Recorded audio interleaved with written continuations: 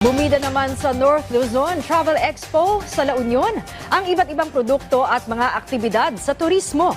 Yan ang ulat ni Glenda Bakungan Sarak ng PBS Radio Pilipinas, Agoo.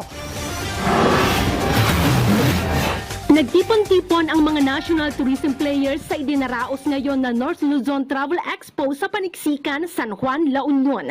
Nagbukas kahapon ang aktibidad na pinapangunahan ng Department of Tourism o DOT kung saan nagsisilbing host ang Region 1, Region 2, Region 3 at Cordillera Administrative Region at magtatapos ito bukas. Ayon kay DOT Region 1 OIC Regional Director Evangeline Dadat, isang napakagandang oportunidad ang aktibidad upang maipakilala ang mga pinakabagong produkto at development sa turismo upang mas mahikayat ang mga stakeholder na makiisa sa programa. You can see Luzon, Visayas, Mindanao in one area. So come and see us here. We are at Paniksikan, Orbistondo, San Juan, La Union. Matutunghayan sa Expo ang mga tourism booth mula sa iba't ibang rasyon mula Luzon, Visayas hanggang Mindanao.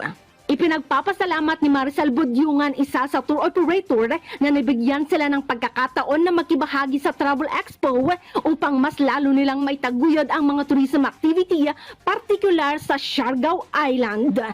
Marami talagang activity sa Siargao Island, ma'am. So, kung gusto nyo ng cave, may mga caves din kami.